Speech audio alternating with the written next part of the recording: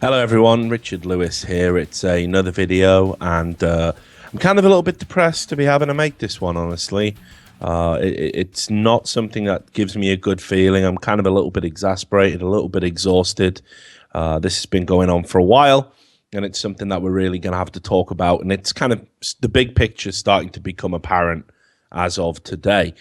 So me and Sam have been digging for a while into this group called ESForce that is basically we know has been buying up multiple properties in the esports space. They've got a vast amount of money to spend. They're coming out of the CIS region. ESForce is a subsidiary of a holding group that's run by the legendary Usmanov, who of course owns majority share in Arsenal and things like that. These are big players, and the reason I'm kind of a bit depressed is I'm just tired of all the corruption in esports, where people just think about profit being the bottom line. No one's interested in preserving the purity, the integrity of esports as a whole. And this has been allowed to go on pretty much in plain sight for a long period of time. Nobody has tried to stop this. And it's been an open secret for a while. Now, I was critical of the Esports Observer a little bit when they published their first story, when the rumors started to spill out into the public domain. We saw the popular leaker, hacker, whatever you want to call him, Yila Mao tweet about it, saying that Virtus.pro owned CSGO Lounge, and Esports Observer published an article off the back of that was a little bit wishy-washy. And I said at that time, you've got to wait and get the big picture. We had the same documents that Yila Mao was alluding to, proof of Virtus.pro owning this 90% share of CSGO Lounge. And today it's come out that they also own 2/3 of SK Gaming, which is the Brazilian team. The Brazilian CSGO team is part of that organization now. They own 2/3 of this organization, and that hasn't even been denied. So let's rewind. Let's try and do this chronologically, Sam, because there's a lot to take in, and I'm a little bit, kind of agitated by it all. So I'm just going to try and put as much information in the video in a short space of time. No doubt we're going to have to come back and revisit this story. So let's talk about ESForce first of all. Who are ESForce? Well, I've already said ESForce Holding is a big investment group, and they own multiple properties in the CIS region for esports. The ESForce Holding, what used to be called the Virtus.pro Group, but the name changed. So it's a huge esports organization. By their own description, they say they're one of the largest esports organization in the world, the leader of Russian computer sports. ESForce is a vertically integrated holding company which encompasses all the key fields of esports business, from organization of international tournaments and creation of professional content to publishing and advertising business and network retail of esports goods. So they own 180 internet websites with a total audience of 15 million followers and 40 million unique viewers per year. These are the numbers that they put out there. And 80% of that are viewers of esports streams in Russia and CIS. They own RuHub and Storm Studio, producers of media content for a gaming audience. And they have 400 million views last year, with a total duration of 80 million hours watched. They also own the rights to advertising activities and media content of the leading esports clubs of the world, Na'Vi and Virtus.pro. Now, we're going to talk a little bit about that in this video. That's not entirely true. That's a little bit of obfuscation. And they say there they've acquired 197 gold medals, 131 silver medals, and 117 bronze medals at international esports competitions. They also own Epic Esports Events, which has the epicenter that we know about. And they're planning events in Moscow, and they've run events. And they also own a shop, Frag Store, which sells exclusive merchandising to Na'Vi and Virtus.pro. So you can see this is a huge operation, and every time they've acquired part of this, nobody said, well, hang on a minute, what are the ethical implications? Nobody said that. Now, we saw the leaks and they were accurate, and we got sent some documents in Polish. I don't know if you want to bring them up. This is just to show we had them about 2 weeks before the initial reports came out. Now, we looked at these documents and we had them translated by some Polish sources and from our own notes, and we don't want to go too much into the specifics, but here's what we can tell you. We know that initially when the company was first made, that's the company that Lounge was kind of part of, it had a share capital worth about 13,000 US dollars. But what happened is over a period of time, this company got transferred to another parent company owned by Borovic, as he's called, the same chap. And at that point, they create 220,780 shares, which has a total value of about 12 million US dollars. That's how much they valued the company at. That's how much they valued the total sale of the shares at. And that's very interesting because if we remember, this is a company that publicly said, we do not take a rake. We don't take a percentage of the bets. And I've had multiple people reach out to me, show me things that look like they did take a percentage. And I don't know how a company that makes no money could possibly value itself at 12 million US dollars in share value. I do not know how you make that leap.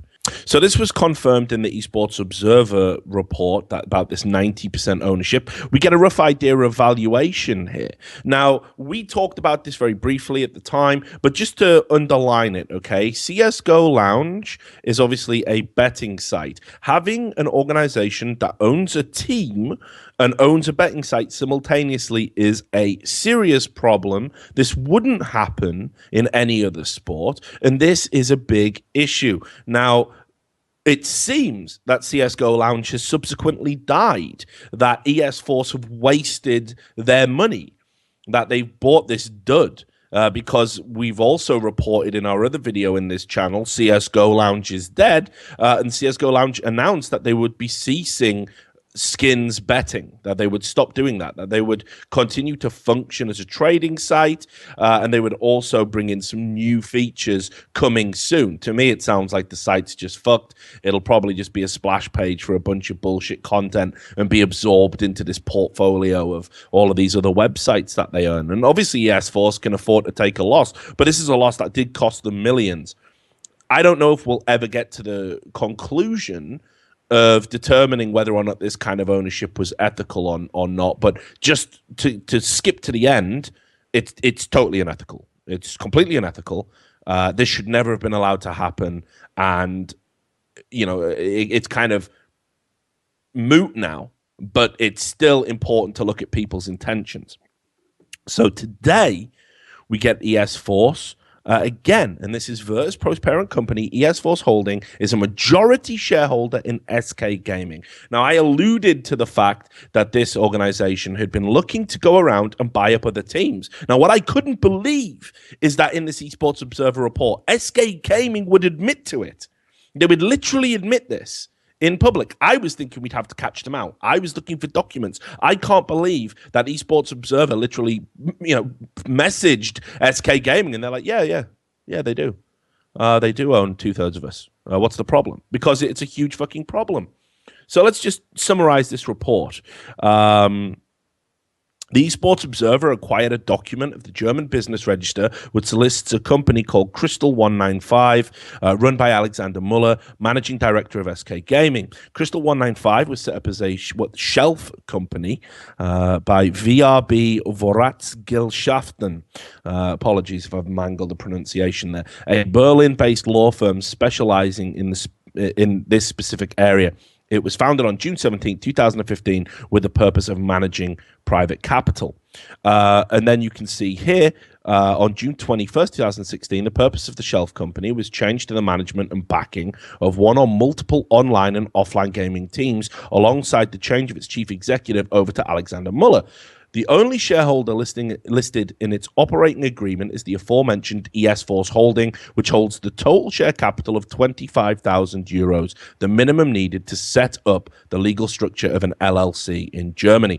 While the documents are definitive evidence of business relations between Alexander Muller and ESForce Holding alone, they aren't proof of ESForce being invested into SK Gaming. However, when we reached out to Muller to ask for comment, he openly confirmed ESForce as SK's new investor, a majority shareholder. He said ESForce took over the shares of the former SK Gaming partners. It was the best business decision to make for SK Gaming. We talked to a number of potential investors, but ESForce shared our ambitions and also provided a lot of esports knowledge. So what has happened here is, if people remember when Luminosity lost their Brazilian CSGO roster, and we'll talk a lot about how fractious that transfer was, people were saying, how can they afford this? Because SK Gaming was a broke organization.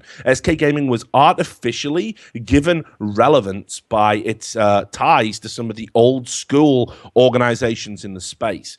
Every player who's played at SK Gaming will tell you, they don't necessarily, well, up until a point, they don't necessarily feel that they got maybe market value in their salary. They don't necessarily, they don't feel that things were handled in an entirely professional way across the board. There's multiple examples of this. You can go out and Google some of the things. And if we go right back, SK Gaming were one of the original organizations where we saw a very public spat between a high-profile player and a high-profile organization over outstanding money. Some people still claim that SK Gaming owned the money to this day.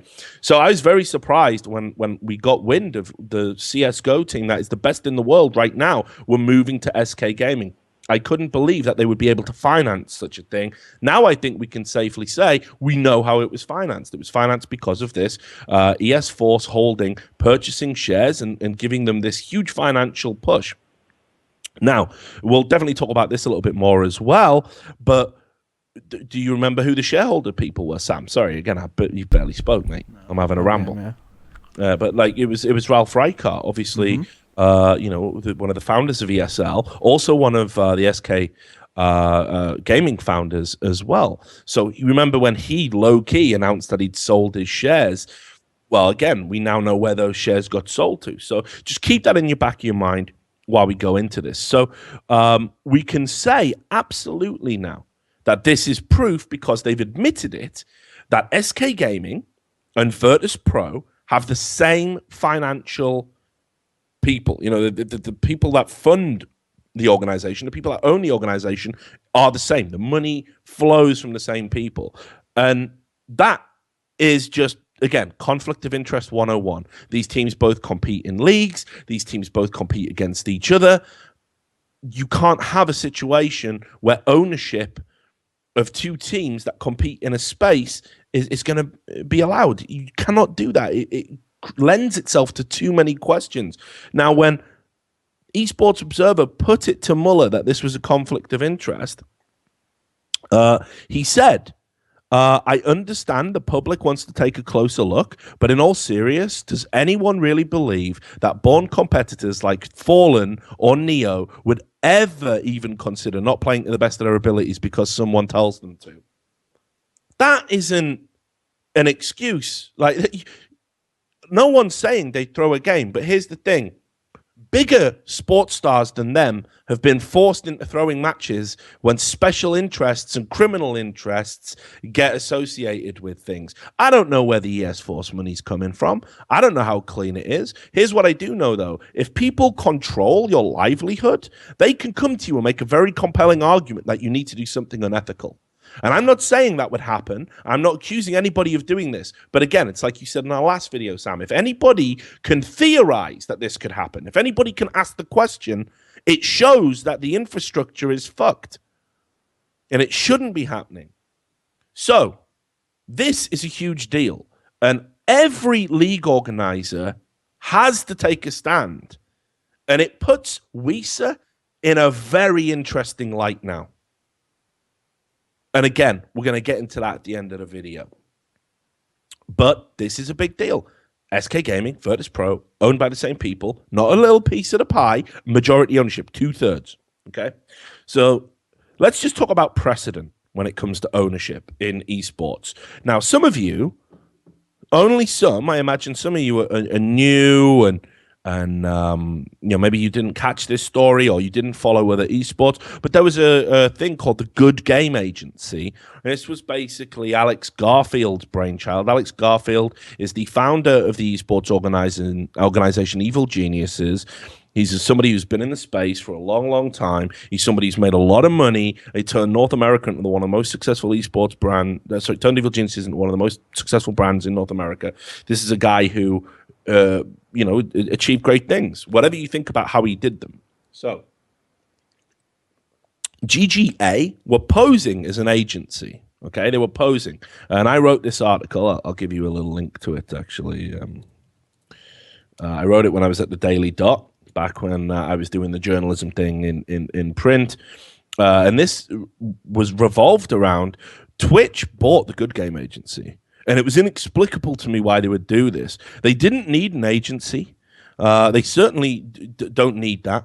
And there was huge ethical problems with the fact that in the state of California, Good Game Agency didn't actually necessarily qualify as being a talent agency. It didn't meet the criteria. It didn't have the necessary paperwork. Now, I wrote this story, and it was interesting, actually, because at the same time I had the League of Legends content ban in place. This article didn't necessarily get the attention it deserved. It kind of went low key, but it was very important within the context because Twitch bought this.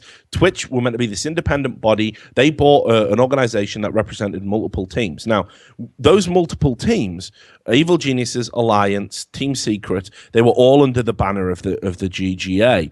And this caused multiple ethical problems. Now, I know from talking to people, when the GGA was very open about this ownership, and keep in mind they referred to it as we own the marketing rights to these brands, we represent the brand, we represent the talent, and we go out and get sponsorship deals for all of these brands simultaneously. It sounds a lot like the whole Na'Vi relationship, doesn't it? Now, this was such a problem that actually Alex Garfield had a private meeting with somebody from Valve, from the Dota 2 side of things. And I know this anecdotally. It was never reported publicly. But they had a meeting with Valve, and they were told that this involvement with multiple teams had to be resolved before the next major, that if it stayed in its current form, there was going to be a problem. And of course, the Twitch sale went through. And since then, we've not really heard about GGA or what it does or anything like that. For me, I'll be honest, Alex Garfield had a lot of friends in Twitch. And basically, it just looks like we want to acquire an esports property and we can do a good deal for a friend and give them their retirement fund. And you see this a lot in esports. Twitch just bought Curse.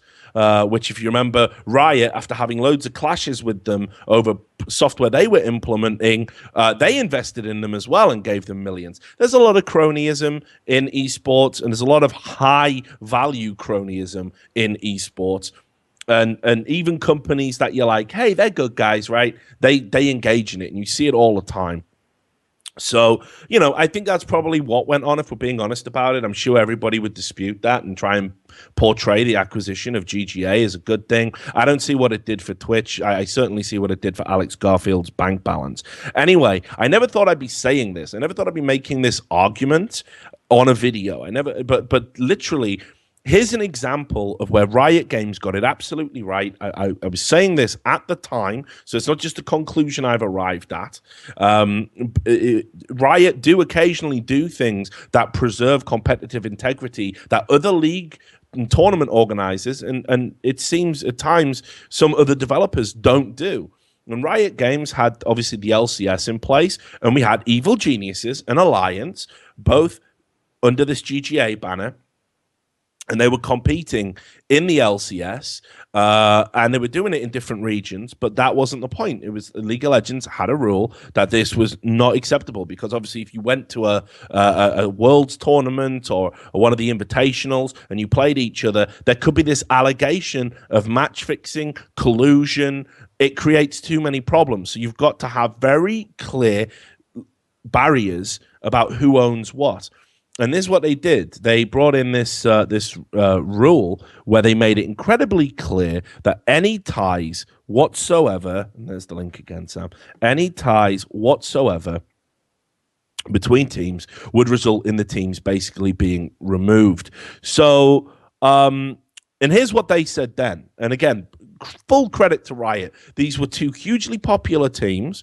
These were teams that have been instrumental in helping develop LCS as a force.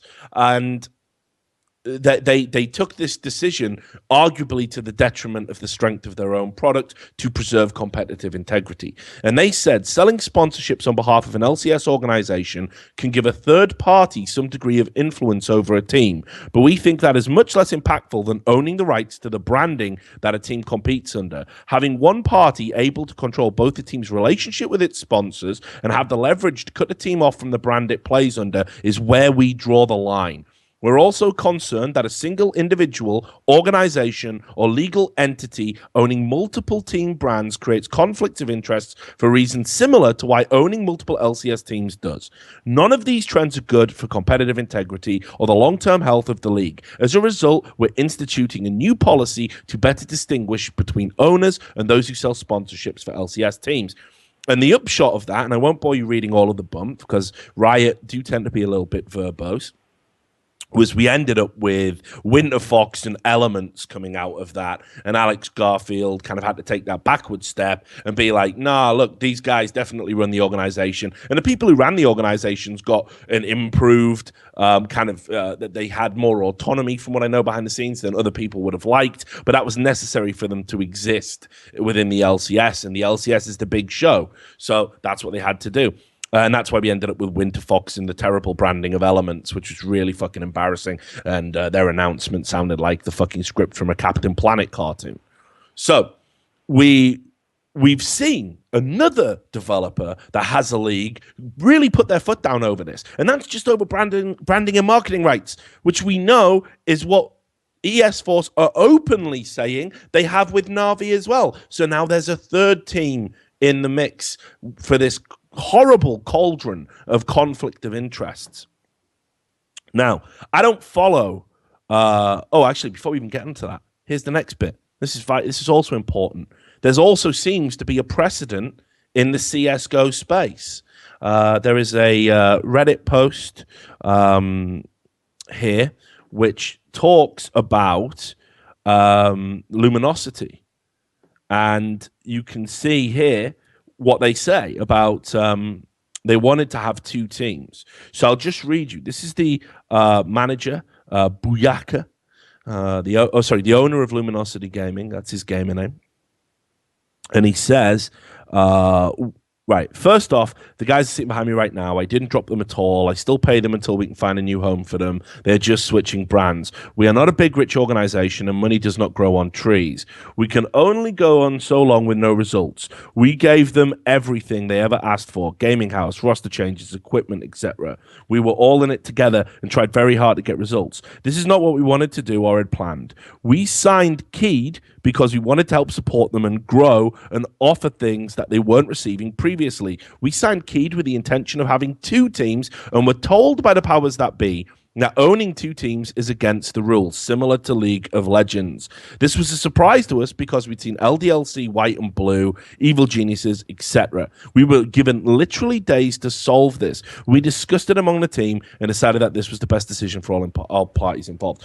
So right there, somebody has told, I don't know who the powers that be are. I would assume Valve, but who knows, that owning multiple teams is against the rules. And they're absolutely right. LDLC, White and Blue, that's flown under everyone's radar. No one's really criticized that, I suppose, because they've never really been punching at a high level. But it is an issue. And if you are not allowed to own multiple teams, then this is a clear violation of that. Clear violation of that. So you can see that for yourself. Right, now let's move on to the next thing. I don't follow Dota 2. I wish I did.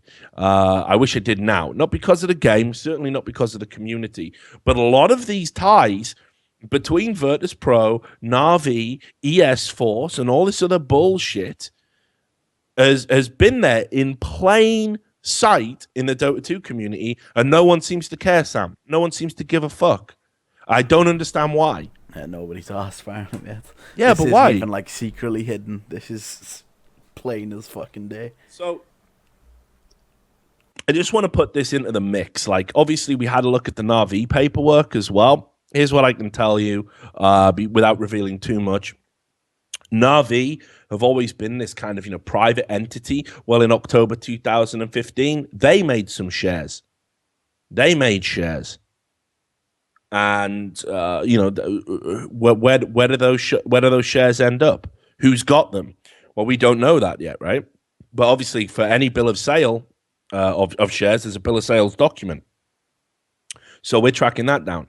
But here's what I would say is, round about the same time that ESForce acquired their marketing and advertising rights is round about the same time these shares were created. And what we've seen with SK Gaming leads me to believe that shares have been acquired by ESForce Holdings.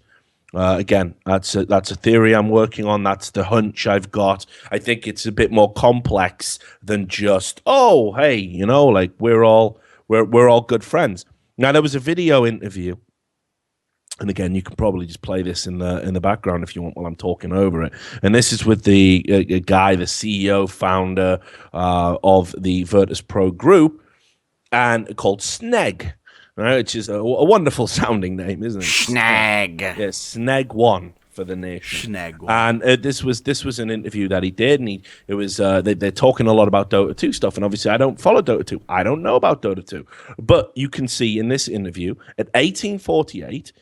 He says, I have organizations in various disciplines. I just don't call them Virtus Pro. They have their own names. They play around the top 16 and top 12. Let's just analyze that statement in isolation. That's unbelievable. That is unbelievable that you or any entity would own small teams, not declare it, and then maybe your big name teams are playing these small teams in competitions. Because let's just say you could incentivize the smaller teams to lose, to not take it too hard against the big one, the big parent company. There's so many ethical problems with this. And nobody would bat an eyelid because, of course, the favorites are meant to win. So owning teams in the down the ladder, down the competitive rung is terrible. It's absolutely terrible. Equally, you could tell the number one team that you own to deliberately lose, and the smaller team with the huge odds wins, and ba-bam. How good would that be if you own a betting company or something? Exactly. Just imagine it, right? Just imagine if you owned a betting company and you controlled multiple teams. Imagine that. You could fix an outcome anytime you wanted. And apparently, in Dota 2, where we had match fixing, we all know the 3-2-2, no one's batted an eyelid at this. Nobody has even thought, hang on a minute, that's a problem. Now, Virtus Pro have tried this before. They created a team called Virtus Pro Polar on September 18th, 2014, and it was later rebranded as a Zeus Polar, and it was an attempt to create a separate brand, but it was under a single ownership. It didn't turn out to be very successful, and in the end, it was merged back into the Virtus Pro roster and just ceased to exist as a brand. But then there was another thing that cropped up, right, called Polarity. And go on, Sam, you take the stage for this. You read it out beautifully before. So tell me about Polarity. Team Polarity was created in March, 3 days before closing the spring 2016 window. Let's just skip that. But the team name bears resemblance to Virtus Pro Polar, which was the does sound a bit alike, doesn't it? And although it's claimed to be coincidental, it also has strong ties with the Virtus Pro organization, with Olga Deneva, longtime Virtus Pro employee, being the team's manager. VP is yet to confirm how deeply involved the organization is Polarity's inception, and then the team disbanded on the 20th of July 2016. So, I mean, again, there's all these ties here, and that can't be allowed to happen. But apparently it is. Apparently it's fine. And then you see stuff like this, okay, like the DK Phobos. I mean, again, I don't know this guy. I don't follow Dota. I'm not going to pretend to be an authority. But here's what I'll show you. If you go to and look at his Wikipedia page, this is a player who literally has just been transferred between Virtus Pro, Na'vi, Azus Polar, Virtus Pro Polar. Like, this is and now he's at Polarity. This guy is just swapped between all these organizations, and nobody's talking or explaining why that transfer is happening. Nobody's saying whether or not that's been handled in a legitimate way. Nobody's saying what the player's getting out of it each time. I mean, this motherfucker looks like he's just getting passed around like a party favor between these controlling interests.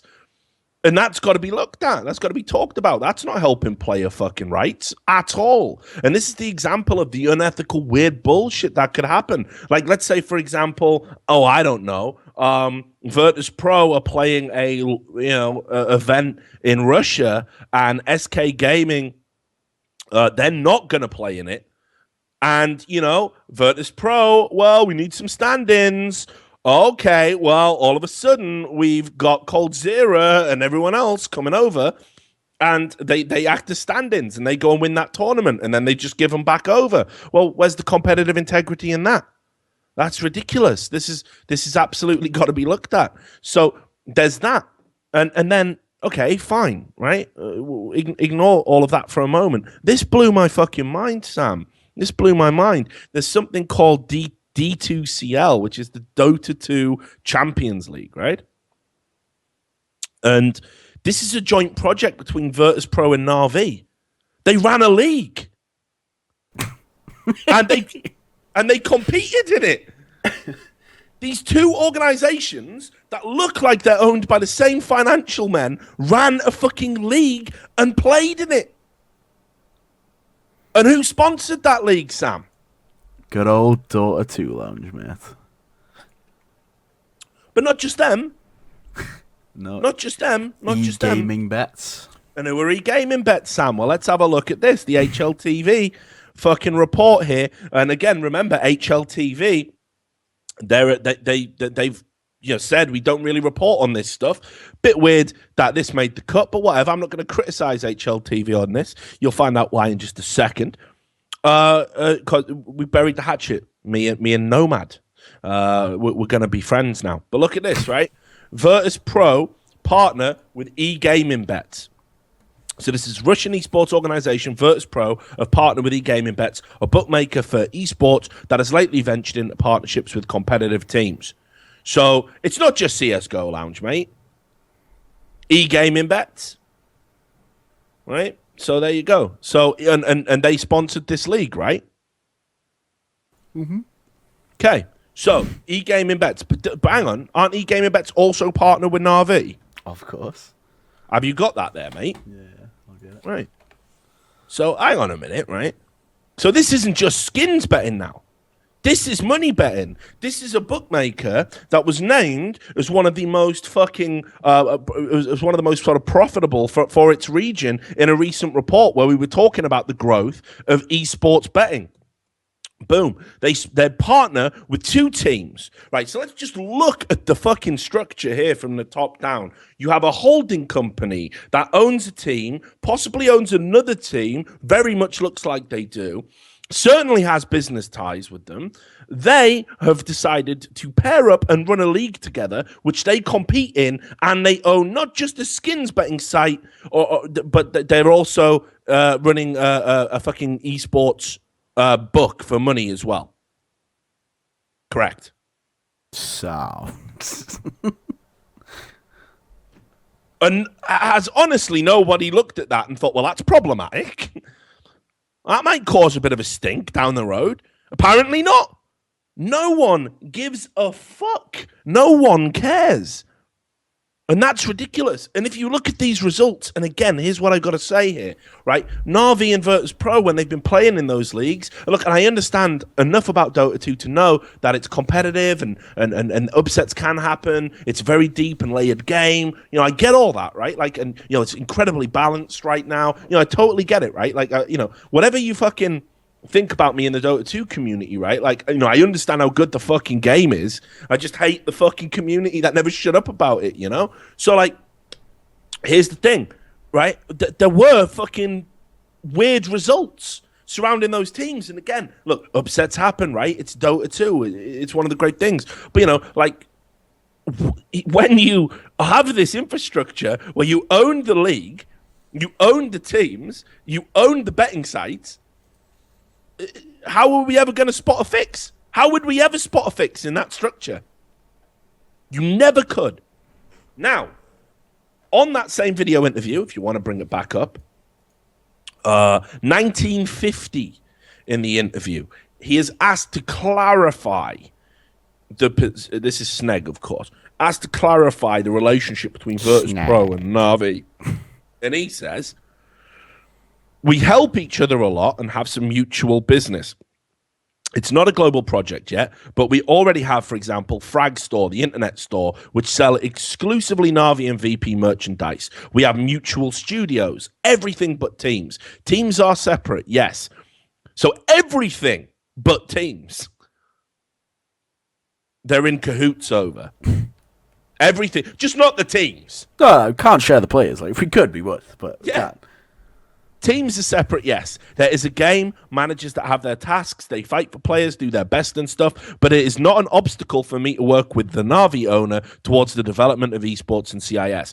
I'm interested in a strong Na'Vi. They're interested in a strong VP in our region. We create a positive image of cybersport itself. We also keep it clean from small flim-flams who screw people over, and it works. That sounds to me, when you say we keep it clean from small flim-flams who screw people over, well, you keep it clean, what, you keep people out?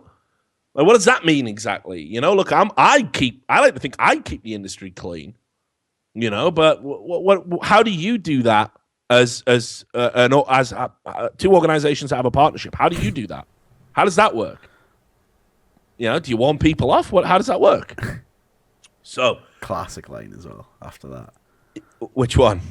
No one looks at our players like at barbarians. Oh, yeah. And then from nowhere, he just read the line if you want, Sam. No one looks at our players like barbarians who came from some Africa or Lord knows what shithole. Yep. So basically alludes to Africa being a shithole, which I seem to remember a colleague of mine that didn't necessarily say that and got absolutely crucified for it. But I guess it's all right, isn't it? So, yeah, whatever. Classic. Now, these ties here are all so ridiculously problematic. They would not be allowed to stand in the current League of Legends structure. Riot Games would never tolerate this. And thank fuck. Because, you know, look, I'm not saying favor trading doesn't go on. I'm not saying dodgy rosters don't happen in League of Legends. I'm not saying there isn't a fucking group that basically strong-arm everybody else. You've heard me on videos talk about that fucking cartel. But that's as bad as it has ever got, right? This is something else. This is unbelievably bad for esports. And people have got to fucking show some fucking backbone about this and say we are not going to tolerate the new scam. And here's the new scam. The new scam is owning multiple teams and the routes through which you monetize teams. And that can be betting sites, that can be media sites, that cannot be allowed to happen because that creates too many conflicts of interest. And I'll tell you, ESForce aren't the only ones. More on that later. So, what are we going to do? What are we going to do about this? I don't fucking know, but let's just talk about Weezer. Do you remember Weezer, mate? You remember that? Well, it's Rob Crosley now. All right, Rob Crosley, mate. Let's talk about Weezer. Now, I'm going to tell you some stuff here that I know, again, from behind the scenes, and it does fucking tire me out when people say, oh, but Richard, how do we know you're telling the truth? Do I lie? Do I lie? Do you know what I mean? Like, this is just legit shit that happens in esports. If you don't want to believe, fine. But you will find a pretty fucking good track record. All right? I was on point about this. I fucking, I told the Esports Observer guys, this is what you need to be looking at. Right? So, just believe or don't, but whatever the fuck. I'm telling the truth. So, when Weezer happened and they all had their meetings about it, I talked to some of the owners, and obviously they want to be anonymous, and they told me that one person went and represented both Na'Vi and VP at that meeting. And there was a group of owners who didn't necessarily want to join Weezer. They didn't see the deal as being particularly good. This whole, oh, well, we give you 150,000 and then you can get sponsorships against our collected brands for any leagues, and we all take a revenue share. And if we leave, the money within the first year, we got to give the money back, or X amount of the money back. Now, there was a group of people who were saying, like, I don't know if I want to do this, actually. I think I might be better off without Weezer. And this one person who represented Na'Vi and VP was just hyper aggressive about it. And other owners told me they felt a little bit fucking intimidated. Because every time they were saying, well, we don't want to join Weezer, this guy's like, why will you not join the Visa? Why? Why not? And just getting all up in their face, all up in their fucking grill. So people were just like, fuck it. Like, anyone who objected were just basically told, you got to lay out why you're not joining. Like, don't you care about esports, you know? Like, and some people even fucking said, you know, I don't know who these people are. And same worries that I have about ESForce and their money and some of the ties, like, and the region, let's be honest about it. I think a lot of these managers felt the same way. So we know as well that all the Weezer teams, you know, like with the Na'Vi and the Virtus Pro and now the SK Gaming, we also look at the events that have been coming out from ESL, look at the teams that are being invited, look at the ones that are being announced first, right? We know about Ralph Reichardt's shares going over to ESForce. And here's the kicker. Here is the kicker. You know the Weezer commissioner?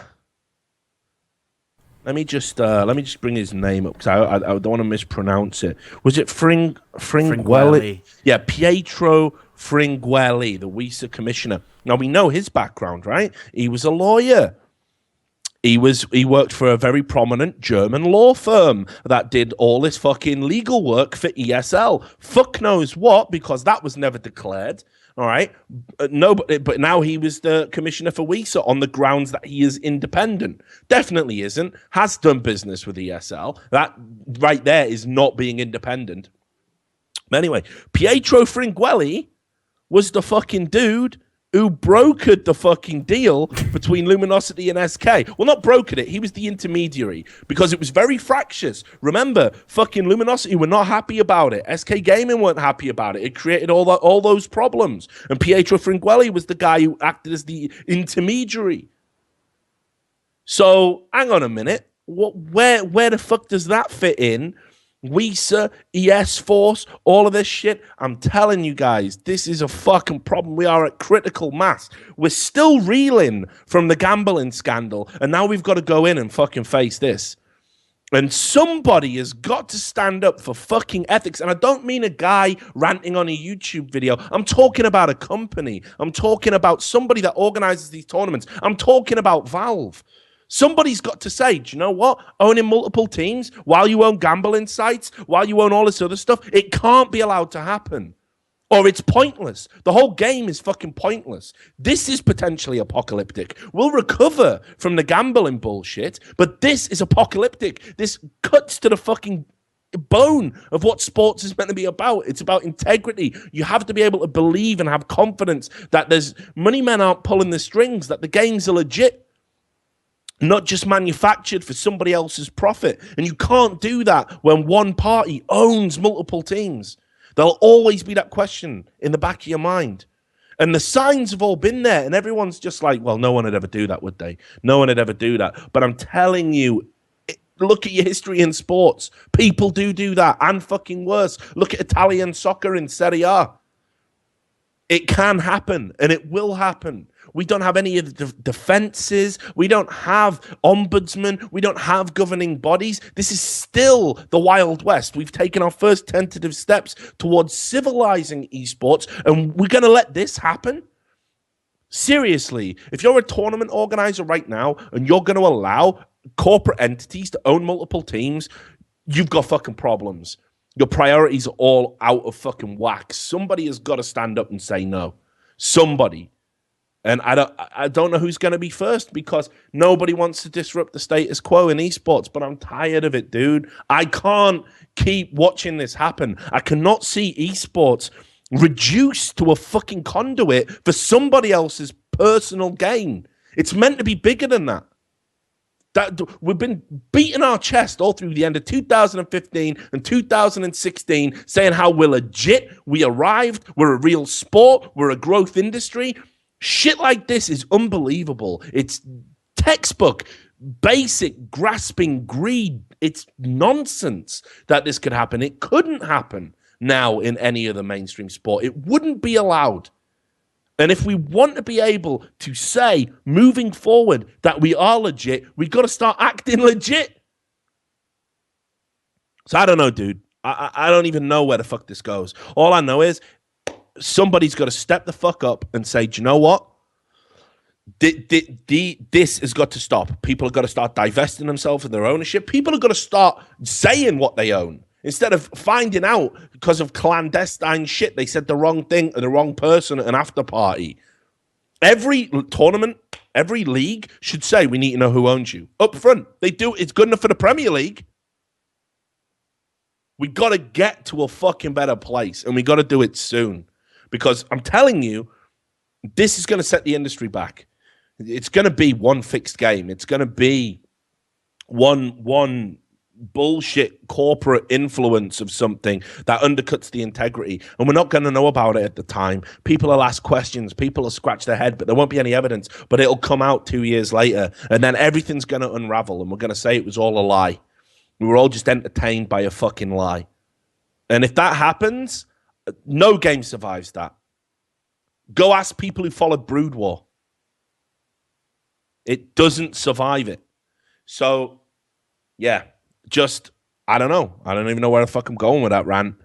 It's just got to stop, dude. It's just got to fucking stop. And yeah, hopefully that now that this information has been brought to light, people are going to act accordingly, because we just can't allow this. It's too much. This is a step in the wrong direction. I share Sneg's goals in wanting to create a strong CIS region, right, for esports. They're great contributors to esports fandom. They've created some amazing teams, some amazing talents, and they have been crippled and hampered by corruption and poor infrastructure. But the answer to that isn't organized corruption. You've got to allow these things to grow organically. You've got to invest in a different way. You cannot own everything. That is not good. A monopoly is not good. So that's my video on ESForce. No doubt we're going to do some follow-ups on this. But yeah, hopefully we get some good news soon. Anyway, thanks for watching. See you next time.